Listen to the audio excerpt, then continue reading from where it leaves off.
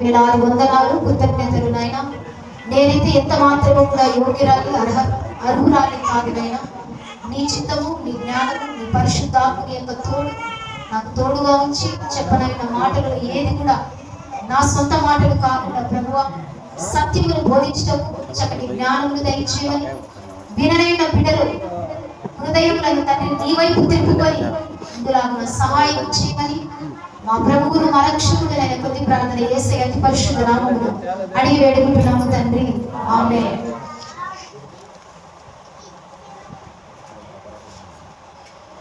ఎందుకు మహిళా దినోత్సవం అనేది ఒక పండుగలాగా, ఒక ప్రత్యేక కార్యక్రమంగా ఈ సమాజంలో మనం అందరం జరుపుకుంటున్నాము?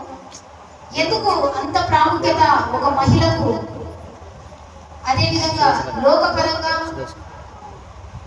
అదేవిధంగా మనం చూస్తే దేవుడు కూడా స్త్రీకి ఒక ప్రత్యేకమైన గుర్తింపును, ఒక పాత్రను ఎంచుకున్నాడు. రియల్ లైఫ్ లో మనం చూస్తే ప్రతిరోజు జరిగేది ఏంటి? మన ఇంట్లో పొద్దున్నే లేవాలి, ఇంటి వారందరికీ అన్నిటినీ సమకూర్చాలి, పిల్లల్ని స్కూల్కి పంపించాలి, భర్తను పనికి పంపించాలి. యథావిధంగా మన కార్యక్రమాలు మనము చేస్తూనే ఉంటాం.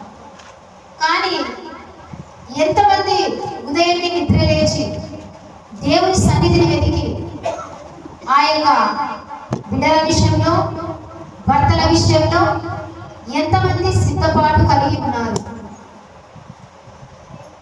ఈరోజు దేవుడు మనతో అడుగుతున్న మాట, ఎంతమంది పెందల కడనే. ఇక్కడ చూస్తే 31వ అధ్యాయము, చీకటితోనే లేచి, చీకటితోనే అంటే ఇప్పుడు 7కా 8కా 3కా 4కా 5కా, చీకటితోనే లేచి తన ఇంటి వారందరికీ కూడా తగిన సపర్యలు సిద్ధము చేస్తుందట. ఎవరు? స్త్రీ.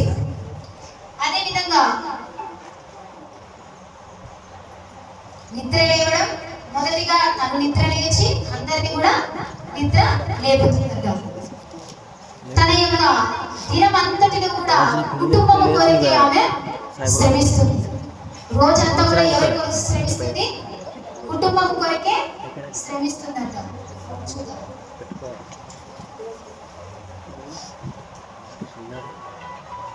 స్త్రీ పాత్ర కుటుంబాన్ని నిర్మించడంలో, సంఘ పరిచర్యలోను, సువార్త వ్యాప్తిలోను ఎంతో కీలకమని దేవుడు స్త్రీని ఒక గౌరవమైన పాత్రగా ఎన్నుకున్నాడట. మొదటగా స్త్రీని దేవుడు ఎక్కడ తయారు చేసినాడు? స్త్రీనే చెప్పాలి. దేవుడు మొదటగా స్త్రీని ఎక్కడ తయారు చేసినాడు? ఆదాముని గాఢనిద్ర కలుగజేసి తన ప్రక్కటెముకను తీసి ఒక నారిగా ఆమెకు ఒక రూపాన్ని ఇచ్చినాడు. నారి అంటే ఏంటి? స్త్రీ. నారి అంటే స్త్రీ అని.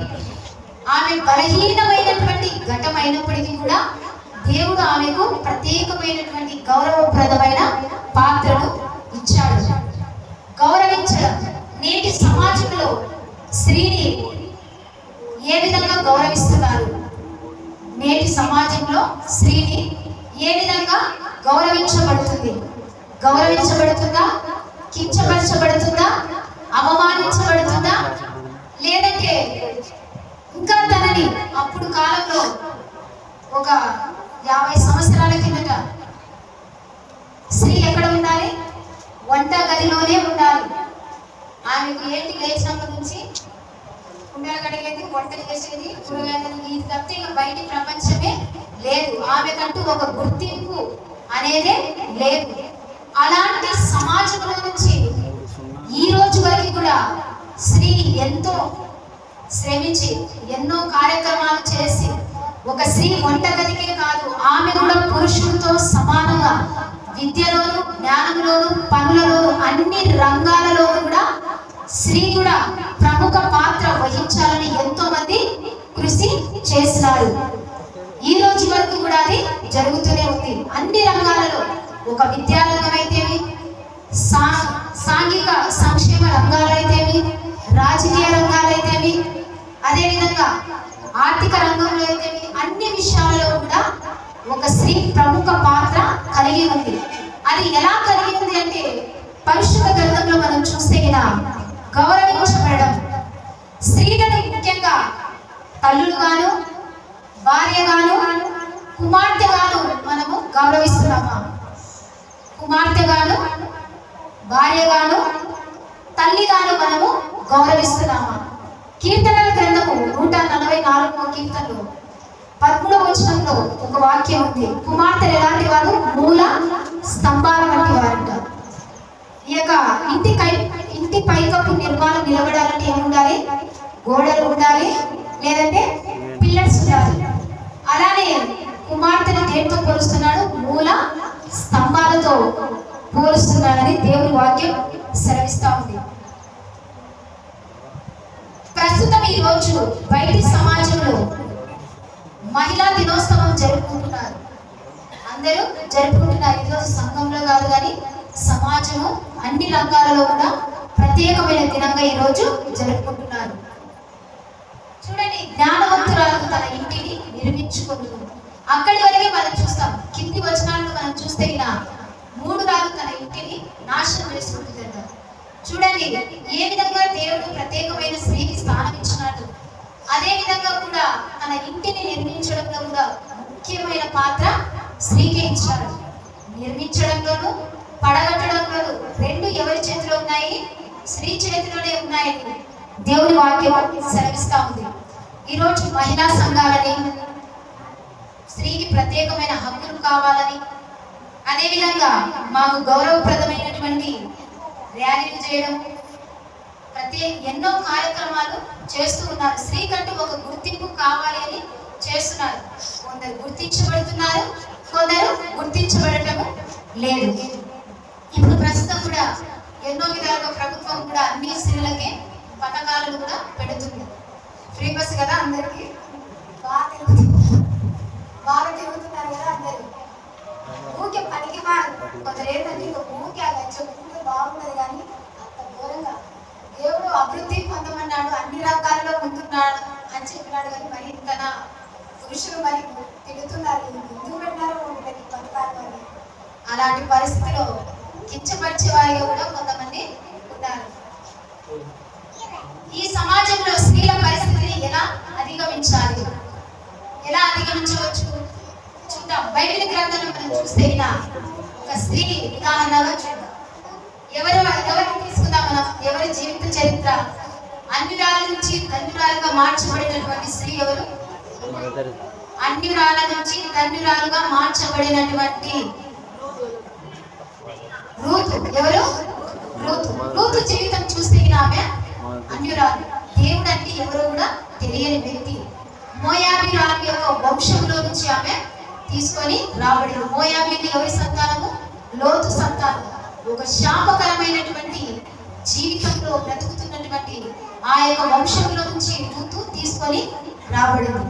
ఆమె యొక్క జీవిత చరిత్ర మనం చూస్తే అన్యురాలు నుంచి ధన్యురాలుగా దేవుడు ఆమెను మార్చాడు. చూడండి, భర్తను కోల్పోయినప్పటికీ కూడా భర్తకిచ్చిన మాట కొరకు ఆ యొక్క వివాహ సమయంలో ఆమె చేసినటువంటి ప్రమాణానికి గుర్తుగా ఆమె ఎక్కడ కూడా తప్పిపోలేదు. తగ్గింపు స్వభావం. తన తోడి కోడలు విడిచిపెట్టి వెళ్ళినప్పటికీ కూడా తన హత్తను హత్తుకొని జీవించింది. ఎవరు? రూతు. నేటి సమాజంలో మనము అలాంటి స్థితిలో ఉన్నామా? నేటి సమాజంలో మనము అలాంటి హత్తుకున్నటువంటి జీవితాన్ని, అత్తనే కాదు కుటుంబాన్ని కూడా హత్తుకున్నటువంటి స్థితిలో మనము ఉన్నామా? ఒకసారి మనమందరూ కూడా హృదయ పరీక్ష చేసుకోవాలని ప్రభు వాక్యము సెలవిస్తా ఉంది. ఒక మాట చెప్తుంది, అత్తతో ఉండి, నీ జనమే నా జనము, నీ దేవుడే నా దేవుడు. ఎంత గొప్ప మాట చూడండి.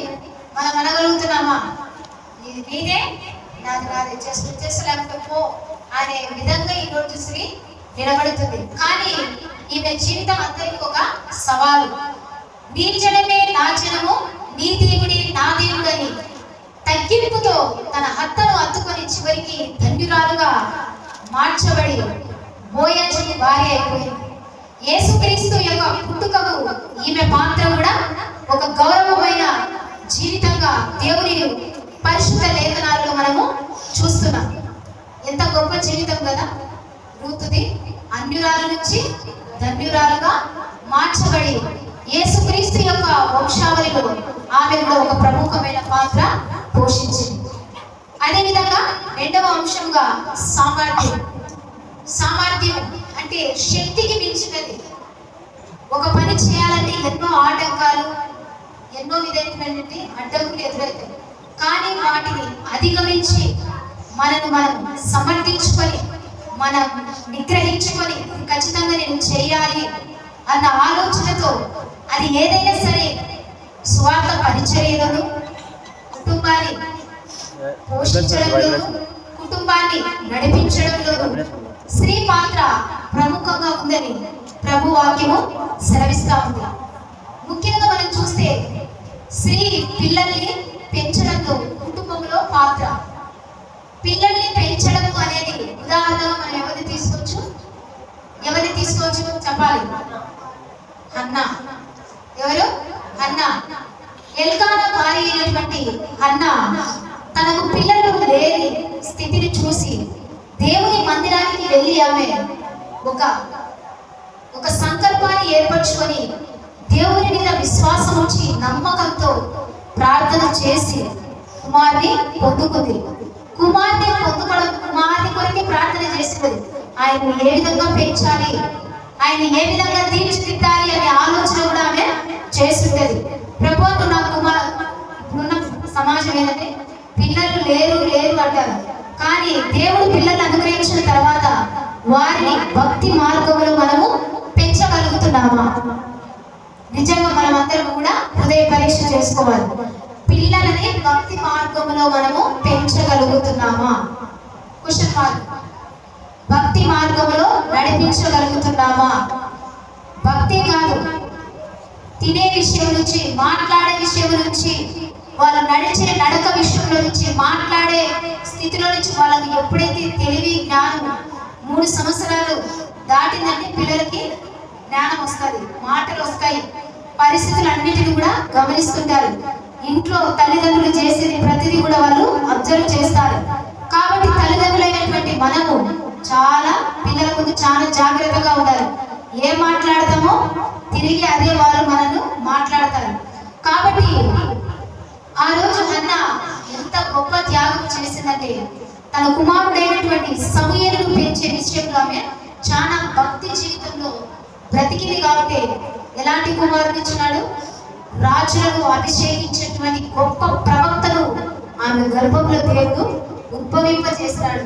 అలాంటి గొప్ప తల్లిగా ఆమె చరిత్రలో బైబిల్ యొక్క గ్రంథంలో రాయబడడానికి ఆమె మూల కారణమైంది.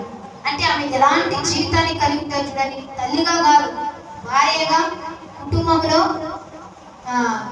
తల్లిగా ఎంత గొప్ప స్థానాన్ని ఆమె కలిగి ఉంటుందో మనం అందరము కూడా జస్ట్ ఇమాజిన్ చేసుకోండి.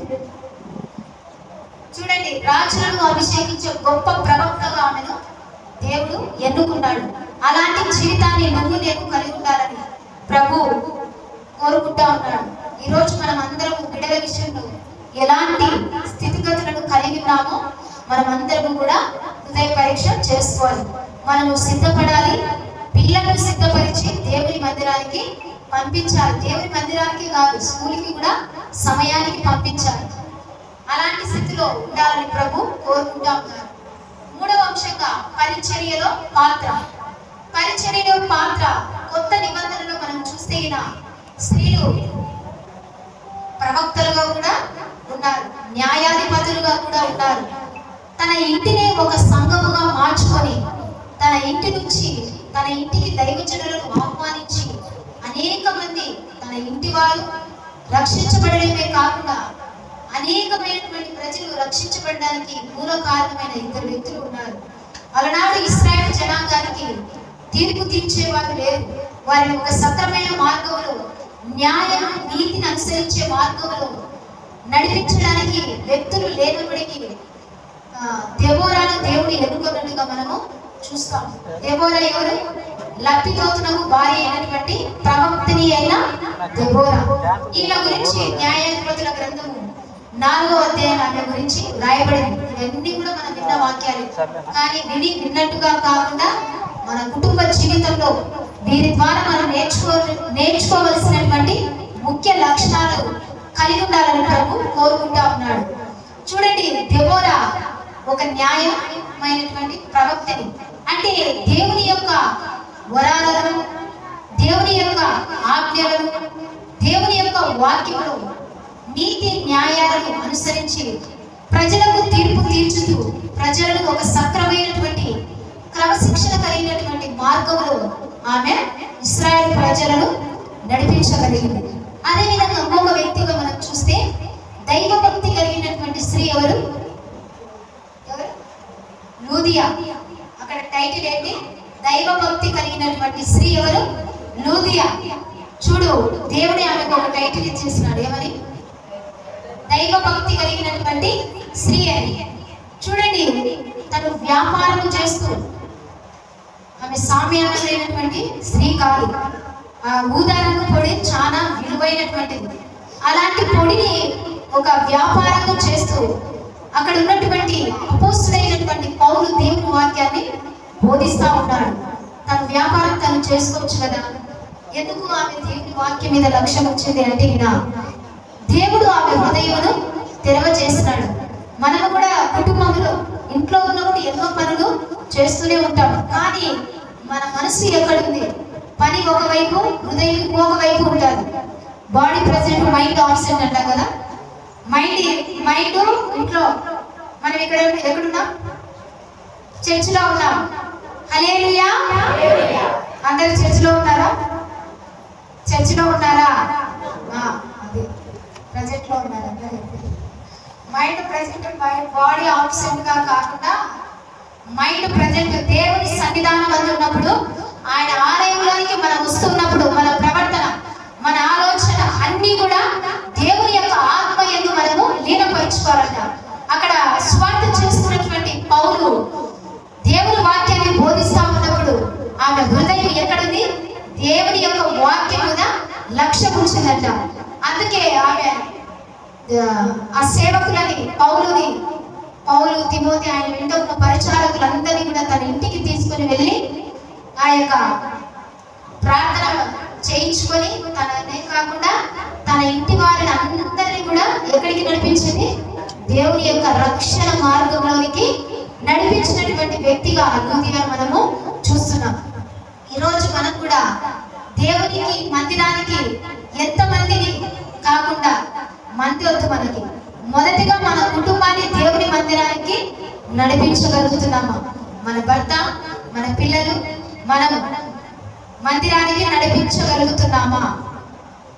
అలాంటి ఒక నిరీక్షణకరమైనటువంటి ప్రార్థనా జీవితాన్ని మనము కలిగి ఉన్నామా? ఈరోజు రాకపోవచ్చు, రేపు రాకపోవచ్చు. ప్రార్థన చేయండి. ఖచ్చితంగా దేవుడు ఒక రోజు మందిరంలో తీసుకొచ్చి కూర్చోబెడతాడు. అది మనం కాదు, మనం ప్రార్థన చేయాలి, ఆయన చేతిలో పెట్టాలి. మనం ప్రార్థన చేయాలి, ఆయన చేతిలో పెట్టాలి, అంతే.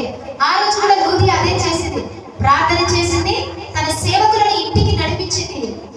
దేవుడు వాక్యము ద్వారా వాళ్ళ హృదయాలు తెరవబడినాయి కాబట్టి తనే కాకుండా తన ఇంటి వారందరూ కూడా రక్షణ మార్గంలోనికి నడిపించినటువంటి గొప్ప మహిళ, ఒక స్త్రీ, ఒక భార్యగా ఆమె ముఖ్యమైనటువంటి పాత్ర పోషించింది. ఇవన్నీ జీవిత కథలు ఎందుకు చెప్తున్నానంటే, మనము నేటి సమాజంలో, మన కుటుంబ జీవితంలో మనము కూడా ఇలాంటి జీవితాలను, దైవికకరమైనటువంటి జీవితాన్ని, మన కుటుంబాన్ని దైవ మార్గంలో నడిపించుకోవాల్సినటువంటి విధంగా మనం ఉండాలని ప్రభు వాక్యము సెలవిస్తా ఉంది. చూడండి, ఈ దెబోరా, లూదియా ఇద్దరు కూడా, ఒక ఆమె న్యాయాధిపతి, ప్రవక్తని, ఇంకొక ఆమె తన ఇంటినే దైవికమైనటువంటి మార్గంలోనికి నడిపించినటువంటి ఇల్లాలుగా బైబిల్ గ్రంథంలో దేవుడు ఆమెను లిఖితం, బైబిల్ గ్రంథంలో రాయబడిందంటే ఎంత గొప్ప వ్యక్తి అయి ఉంటుంది, ఎంత గొప్ప జీవితం కలిగి ఉంటుంది, ఎంత గొప్ప విశ్వాసురాలై ఉంటే దేవుడు ఈ యొక్క పరిశుద్ధ లేఖనాలను ఆమె గురించి రాయటకు ప్రవక్తలను ఎన్నుకొని ఉంటాడు. చూడండి, మనము కూడా మన ఇంటిని ఆ యొక్క దైవిక మార్గంలో నడిపించుకునేటువంటి లూదియా వలె ఉండాలని దేవుని వాక్యము సెలవిస్తా ఉంది. ఇశ్రాయేలుకు నాయకురాలు మరియు ప్రవక్తని, దేవుని ప్రత్యక్షతలు పొంది ప్రజలను ఒక మార్గ నిర్దేశకులు, అక్కడ ప్రజలను, ఇక్కడ కుటుంబాన్ని. దెబోరా ప్రజలను నడిపిస్తూ ఉంటే లూది ఏం చేసింది? తన కుటుంబాన్ని కాకుండా తన ఇంటి వారిని, అక్కడున్న ప్రాంతం అంతటిని కూడా ఆమె రక్షణ మార్గంలోనికి నడిపించినట్లుగా దేవుని వాక్యము సెలవిస్తా ఉంది. ఒకటి న్యాయగతం, ఇంకొకటి ధైర్యం. కుటుంబాన్ని ఒకేసారి నడిపించాలంటే ఏమని? ధైర్యం ఉండాలి, ఉన్నట్టుగా మాట్లాడే స్వభావం ఉండాలి. దేవుని గురించి, సత్యం గురించి, ఇది నీ స్థితి, ఇది నువ్వు ఇలా ఉన్నావు, ఇది మార్చుకొని మనం మన బిడ్డలకి, మన భర్తలకి చెప్పుకునే వారిగా ఉండాలని దేవుని వాక్యము సెలవిస్తా ఉంది.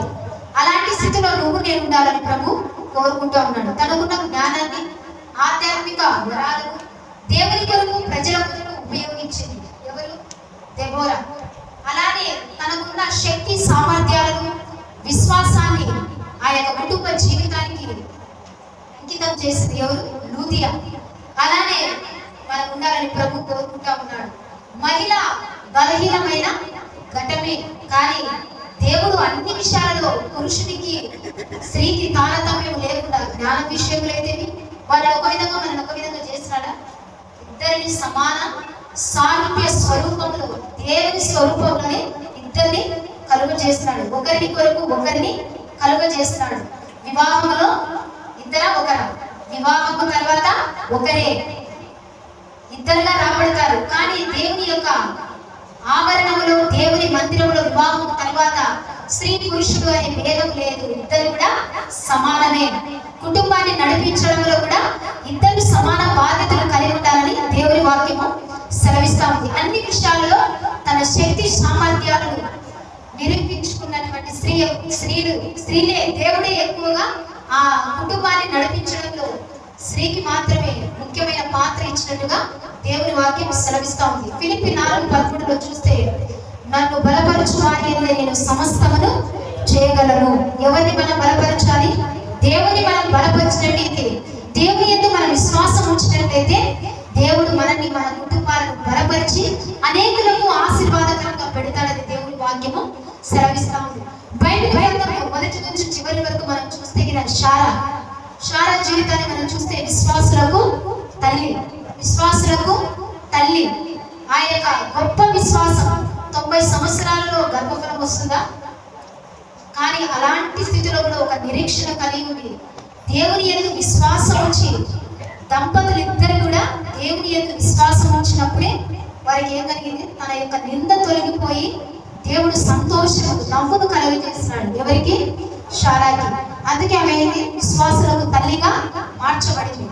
ఎస్తేరును చూస్తే, తను రాణి అయినప్పటికీ తన ఉన్న హోదాను విడిచిపెట్టి రాజు దగ్గరికి వెళ్ళి ధైర్యంగా మాట్లాడి, తనే కాకుండా తన జనాంగాన్ని కూడా కాపాడగలిగినటువంటి గొప్ప ప్రార్థన పరురాలు. ఎవరు? ఎస్తేరు. రాణి అయిన ఎస్తేరు కాదు, రాణి అయిన ఎస్తేరు. దేవుడు ఏ స్థానంలో కూడా స్త్రీని తక్కువగా ఉంచలేదు.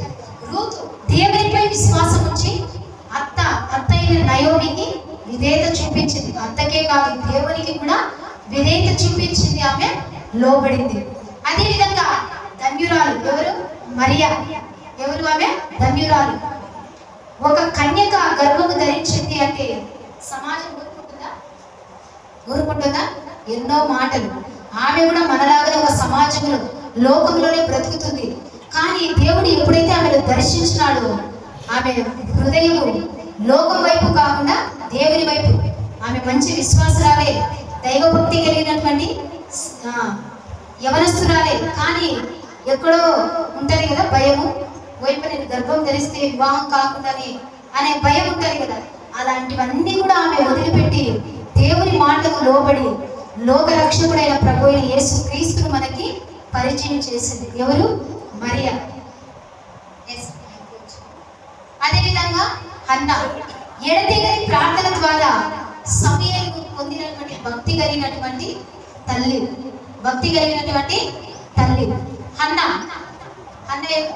హన్నా కాదు, అన్న ప్రవక్తిని. దేవాలయంలో ఎల్లప్పుడూ కూడా ఆమె ప్రార్థన చేస్తూ, ఎప్పుడు కూడా ప్రజలకు దేవుని వాక్యాన్ని బోధిస్తూ, దేవుని మందిరంలో అనేకమైనటువంటి పరిచర్యలు, అనేకమైనటువంటి క్రియలు జరిగిస్తూ ఉండేది. ఎవరు? ప్రవక్త అయినటువంటి అన్న. అదేవిధంగా దేవుడు మొదటి నుంచి చూస్తే చివరి వరకు కూడా స్త్రీనే. తను చనిపోయి 3వ దినాన తిరిగి లేచినప్పుడు కూడా మొదటిగా అగుపడింది ఎవరికి? ఒక స్త్రీకి. ఎవరు ఆమె? మగ్దలేని మరియ. తన పునరుద్ధాన్ని తనకు తాను వ్యక్తపరుచుకున్నటువంటి ప్రభు ఎవరికి వ్యక్తపరిచినాడు? మొదటగా ఆ సాక్ష్యం కలిగిన స్త్రీ ఎవరు? మగ్దలేనటువంటి మరియ.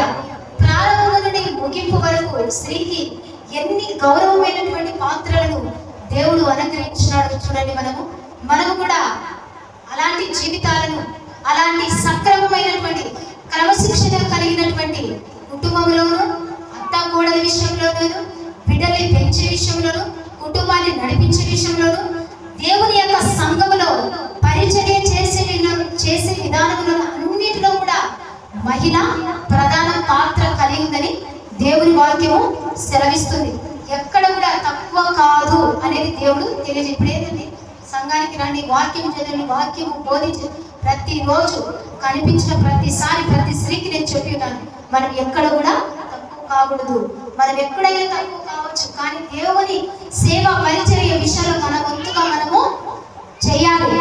అది మనకు, మన బిడ్డలకి, మన కుటుంబానికి ఆశీర్వాదం అని దేవుని వాక్యము సెలవిస్తా ఉంది. చూడండి, మనం అందరము కూడా హృదయ పరీక్ష చేస్తున్నాం. దేవుడు మనకి ఇచ్చినటువంటి అన్ని పాత్రలలో మనము ముందుండి ప్రతి విషయంలో కూడా ఆయనను మహిమపరిచే బిడ్డలుగా ఉండాలని దేవుని వాక్యము సెలవిస్తుంది. ఈ కొద్ది వాక్యము దేవుడు దీవించి ఆశీర్వదించుగాక. ఇలాంటి అవకాశం ఇచ్చినటువంటి గురువు గారికి, అదేవిధంగా సంఘ పెద్దలకు, సంఘ కాపరికి, మా మహిళలందరికీ కూడా హృదయపూర్వకమైనటువంటి వందనాలు తెలియజేస్తున్నాను. దేవాది దేవునికి నిత్యము మహిమ కలుగును గాక. ఆమేన్. ప్రార్థన చేస్తున్నాం. మహాపరిశుద్ధుడైన మా ప్రియ పరలోకపు తండ్రి, నీ బంగారు పాదములకు వేలాది వందనములు నాయనా, కృతజ్ఞతలు తెలియజేస్తున్నాం తండ్రి. ఇదిగో ప్రత్యేకంగా నా ప్రభువు మహిళల కోసం ఈ వాక్యములు సెలవించడామని నేను నమ్ముతున్నాం నాయన. స్త్రీ సమాజంలో ఎలా నైనా నడవగలుగుతుంది అన్న విషయం చూస్తే ఒకవైపు సంతోషము, ఒకవైపు భయము నా తండ్రి. అలాంటి స్థితిలో ఉండకూడదని అలనాడు నా ప్రభువా సమరయ స్త్రీ కంటే మేము గొప్ప వ్యక్తులను కాదు నైనా, పాపముతో పట్టబడిన స్త్రీ కంటే గొప్ప వ్యక్తులను ఎంత మాత్రము కాదు నా తండ్రి. తన స్థితిని ఒప్పుకొని తనే కాకుండా తన ఊరు వారిని అందరినీ కూడా దేవుని యొక్క మార్గంలోనికి, దేవుని యొక్క వాక్యాన్ని వినడానికి ఆమె నడిపించగలిగింది నాయన. ఎంత గొప్ప ధన్యత ప్రభువా. అలానే మేమందరము కూడా సంఘం యొక్క అభివృద్ధిలోను, సంఘాన్ని నడిపించడంలోను, సంఘములో ఏ విధంగా ఉండాలో దైవికమైనటువంటి భక్తి మార్గములో మా కుటుంబాలను, మా బిడ్డలని, మా యజమానులను తీర్చిదిద్దుకొనుటకు దైవికమైనటువంటి జ్ఞానము దయచేయమని, సత్యమును తెలుసుకొని కుటుంబాన్ని దేవుని మార్గములు, రక్షణ మార్గములు నడిపించుకొనుటకు సహాయము చేయమని, విన్న వాక్యము మంచి విత్తనమును పోలిన బ్రతుకులను మేమందరము కూడా కలిగి ఉండులాగున సహాయం చేయమని మా ప్రభువును, మా రక్షకుడునైన కొద్ది ప్రార్థన యేసయ్య అతి పరిశుద్ధమైన నామములు అడిగి వేడుకుంటున్నాము తండ్రి. ఆమేన్. హ్యాపీ మంచి సండే అందరికి కూడా. మరి ఒక వ్యక్తి గురించి మాట్లాడితే అందరి గురించి మాట్లాడినట్లే చాలా మంది, కొంతమంది వ్యక్తులు మరి రాసినటువంటి కొన్ని చదివి వినిపిస్తారు. వినండి జాగ్రత్తగా. ఈ ఒక వ్యక్తి గురించి చెప్తే అందరి గురించి చెప్పినట్లే. అమ్మ ఉంటేనే అందరూ చుట్టాలు. అమ్మ లేకుంటే ఒక కొత్త అన్నం కూడా ఎవరు పెట్టరు. అమ్మ లేకుంటే అంత శూన్యం. 4 అడుగులు పడేదాకా అదొక ఊతకర్ర. భూచోడు వస్తున్నాడు అంటే అదొక రక్షణ కవచం. నీ సిగ్గు దాచుకునే దాని వెనుకనే. అదేంటో మరి పెద్ద యొక్క ఆ భరోసా అమ్మకు ఇవ్వలేకపోతున్నాం. ఎన్ని కష్టాలు వచ్చినా బాధలు చెప్పుకోవడానికి కన్న తల్లి ఉండాలి. అమ్మ ఉన్నంత వరకు ఈ బిడ్డకు ఎటువంటి కష్టము రాదు. మరి ఇంగ్లీష్లో మరి చాలా బాగా రాసినారు. Mother is a beautiful creation. ఒక అద్భుతం అమ్మ అనేటువంటిది. Because in this selfish model, అంటే నిస్వార్థంతో కోరుకుంటున్నటువంటి మరి ప్రదేశంలో, వాతావరణంలో, she is the only one who always want to see your happy. నీ యొక్క సంతోషాన్ని చూడగలిగేటువంటిది, నీ యొక్క భవిష్యత్తు గురించి ఆలోచన చేసేటువంటిది ఒక అమ్మ మాత్రమే. ప్రపంచంలో అందరికంటే గొప్ప డాక్టరు అమ్మనే. ఎందుకంటే నా మహమ్మ చూడగానే నాకు ఏమైందో చెప్పేస్తుంది. అమ్మ మనకు జన్మనిస్తుంది, భార్య జన్మంతా ప్రేమిస్తుంది. అమ్మ లేకుంటే మనకు జన్మ లేదు, భార్య లేకుంటే జన్మకి అర్థం లేదు. అమ్మ భారం కాకూడదు, భార్య బానిస కాకూడదు. జీవితంలో అమ్మ అనేటువంటిది బలం లేకపోతే బ్రతుకు బలహీనమవుతుంది.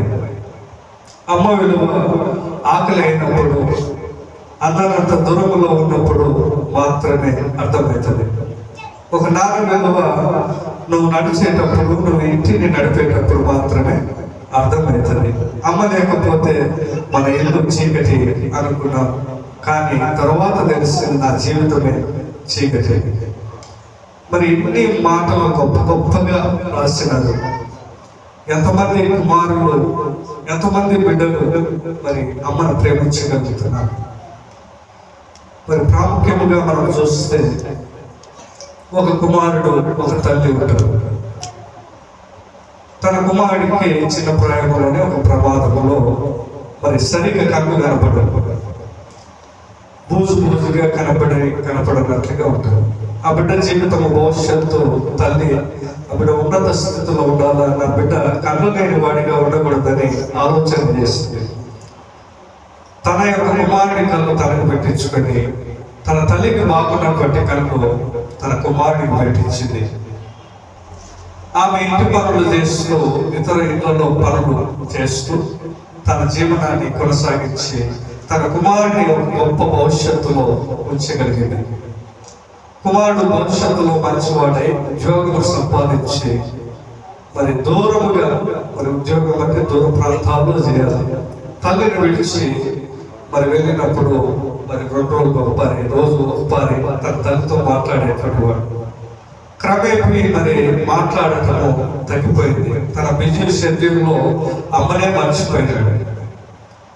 మరి అమ్మ అనేటువంటిది ఆమె మరి వృద్ధాప్యంలో చేరుకున్నది. అనారోగ్య పరిస్థితుల్లో మరి ఆమెని మరణానికి దగ్గర చేసింది. తన తల్లి రాయలేదు, కానీ తన ఊరి పక్కన ఉన్నటువంటి, ఇంటి పక్కన ఉన్నటువంటి బంధువులు లేఖ రాశారు. మీ అమ్మ చివరి దినాల్లో ఉంది, మరి నువ్వు ఎక్కడున్నా, మరి నీవు చివరిసారి నీ తల్లిని చూసుకోవడానికి రాని ఫోన్ మరి లేఖ రాసినప్పుడు మరి ప్రయాణమై వచ్చినటువంటి వెంటనే తన తల్లి తన రాకముందే చనిపోయింది. చనిపోయినప్పుడు వారి చుట్టుపక్కల ఉన్నటువంటి వారు మరి మీ తల్లి చనిపోకముందే మాకు కవర్ ఇచ్చింది అని వారి కుమారుడికి ఇచ్చినప్పుడు ఆ కవర్లో ఏమంటారంటే, నువ్వు ఎందుకు ఎప్పుడు మరి చూడలేవు అమ్మ అని అడిగేవాడివి కదా, నువ్వు ఎందుకు సరిగా చూడలేవు అని అడిగేవాడివి కదా, మరి నీకు ఇచ్చినటువంటి కన్ను నావే. చిన్నప్పుడు నీవు మరి ప్రమాదానికి గురైనప్పుడు నీ కన్నును సరిగా చూడలేకపోయావు. నా కళ్ళు బాగున్నటువంటి కన్నును నీకు ఇచ్చినాను, మరి అందుకే నువ్వు అంత బాగా చూడగలుగుతా ఉన్నావు అని ఆ బిడ్డకి తెలిసినప్పుడు ఇంకా కన్నీటి దారులతో మరి చాలా బాధతో మరి ఏడ్చినప్పటికీ తన తల్లి మాత్రం అక్కడ లేదు. కానీ తన తల్లి కళ్ళతో ప్రపంచాన్ని చూడగలుగుతున్నాడు. తన తల్లి కళ్ళతోనే ఆయన చూపులతో నడవగలుగుతున్నాడు. అంటే తల్లి ప్రేమ ఎటువంటిది మనం గ్రహించలేకపోతున్నాం. మనం ఈ స్వార్థమైనటువంటి లోకంలో సార్థంలో లేనటువంటి భవిష్యత్తును చూడటానికి తల్లి ఒకరు మాత్రమే నిన్ను మరి ఫేక్ పీపుల్ అందరూ ఉంటారు, కానీ నీకు ఇచ్చినటువంటి జన్మ, ఇచ్చినటువంటి తల్లి మాత్రం ఫేక్. ఎప్పుడు నేను ఉండదు. మరి కుమారులమైనటువంటి బిడలమైనటువంటి అందరం ఒక తల్లి నుండి వచ్చినటువంటి వారు కాబట్టి స్త్రీలను గౌరవించి వారిని ప్రేమించగలిగేటువంటి బిడలముగా ఉన్నప్పుడే ఒక స్త్రీ గౌరవించబడుతుంది. కుటుంబంలో వారిని చులకనగా చూసినప్పుడు మనం గౌరవించబడదు. మనం గొప్పలకి మనం దబాయించినప్పటికీ నువ్వు అందరూ చూడాలని వాళ్ళని అగౌరవపరిచినప్పుడు అక్కడ గౌరవం పోయేది నీ కుటుంబంది. అక్కడ స్త్రీని నేను గొప్పగా అనుకుంటాను, ఆమెను నేను నా గ్రిప్లో పెట్టుకున్నానని కాదు, అందరికీ చులకనగా చేస్తాను.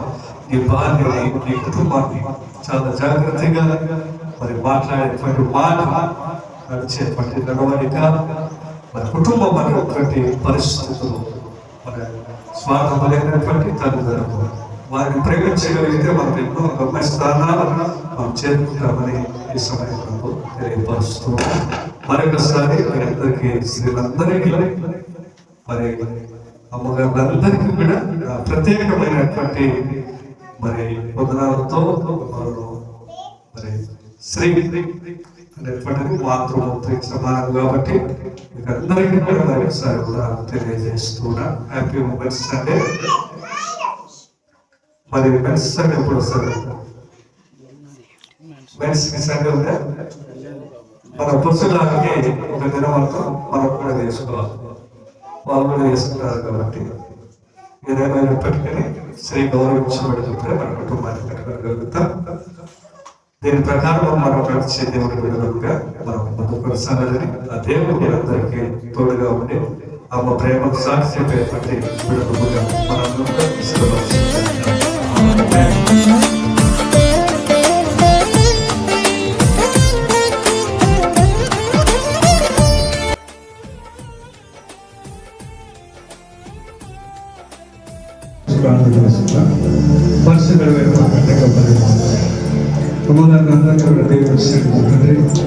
విశ్లేషిలో ప్రభావ నిస్వార్థంతో ఉన్నటువంటి భక్తులు ఎవరైనా ఉన్నారంటే ప్రభావ మొదటి స్థానంలో లేదు, రెండవ స్థానంలో మా తల్లిదండ్రులు ప్రభావ తొలైనటువంటి అందరినీ దీవించండి.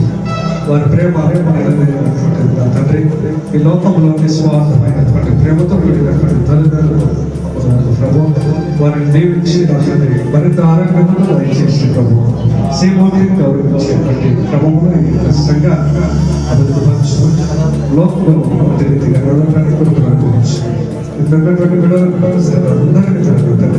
మీరే దీవించి ఆశీర్వదించి ప్రభుత్వమైనటువంటి స్థితిలో మంచి ఆరోగ్యంలో వారందరినీ కూడా నింపమని ప్రభు క్రీస్తు అడిగి వెలిగించారు.